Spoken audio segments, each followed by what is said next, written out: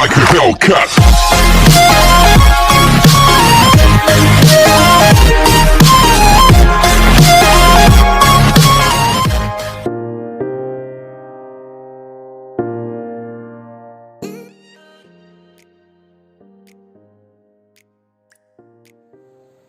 Assalamualaikum warahmatullahi wabarakatuh.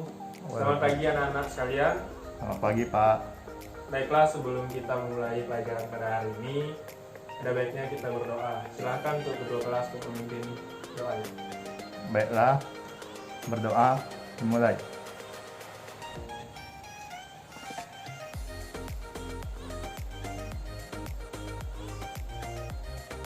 Berdoa selesai. Baiklah anak-anak sekalian, sebelum kita memulai pelajaran pada pagi hari ini, Bapak mau absen terlebih dahulu.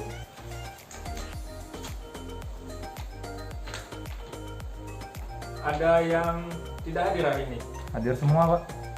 Oke, hadir semua. Oke, sip.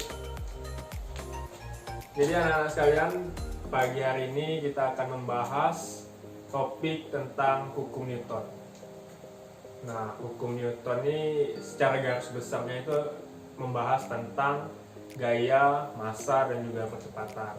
Nah, jadi secara garis besarnya hukum Newton itu ada 3, yaitu yang pertama hukum Newton pertama, hukum Newton kedua, dan hukum Newton ketiga. Nah, untuk lebih jelasnya kita bahas. Nah, jadi anak-anak sekalian, hukum Newton pertama itu dirumuskan dengan sigma F sama dengan 0. Nah, yang mana dia berbunyi setiap benda itu akan tetap diam ataupun bergerak dengan kecepatan konstan apabila tidak ada gaya yang dilakukan padanya. Nah, jadi dicontohkan sebagaimana halnya pena ini. Nah, pena ini kita letakkan di atas buku ini. Nah, ini apabila tidak kita lakukan gaya atau kita sentuh dan kita biarkan saja begini, maka benda tersebut itu akan tetap diam dan tidak akan bergerak. Nah, jadi ini membuktikan pada hukum Newton 1 bahwa sigma F sama dengan 0, yang mana artinya apabila tidak ada gaya ataupun pengaruh dari luar, maka benda ini akan tetap diam selamanya. Gitu. Oke, selanjutnya hukum Newton 2. Nah, hukum Newton 2 ini dirumuskan dengan sigma F sama dengan M dikali A. Nah, yang mana berbunyi percepatan suatu benda itu sebanding dengan resultan gaya yang bekerja dan berbanding terbalik dengan massanya. Nah, jadi di sini suatu benda itu akan bergerak apabila dia terdapat massa dan juga percepatan. Nah, contohnya lagi pada pena ini. Pena ini kita letakkan di atas ini. Nah, pena ini akan bergerak apabila dia memiliki kecepatan dan juga massa. Nah, benda ini seperti kita ketahui bahwa dia memiliki massa sekitar 0,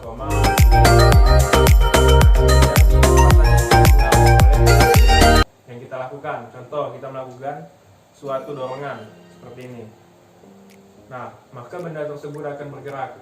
Nah, inilah yang membuktikan bahwa hukum Newton 2 ini benda akan bergerak apabila benda tersebut memiliki massa dan juga percepatan.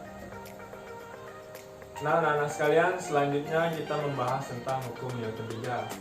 Nah, hukum Newton 3 ini dirumuskan dengan F aksi sama dengan min F reaksi. Nah, ini berbunyi jika suatu benda mengerjakan gaya kepada benda lain, maka benda lain akan mengerjakan gaya pada benda pertama yang besarnya sama tetapi arahnya berlawanan. Nah, jadi anak-anak sekalian, di sini bahwa menerangkan bahwa suatu benda yang diberikan gaya, maka dia akan menerima gaya yang sama tetapi dengan arah yang berbeda. Nah, jadi sini Bapak contohkan lagi dengan pena lagi. Nah, pena ini kita letakkan di atas meja dan kita berikan suatu aksi ataupun suatu gaya dorongan seperti ini.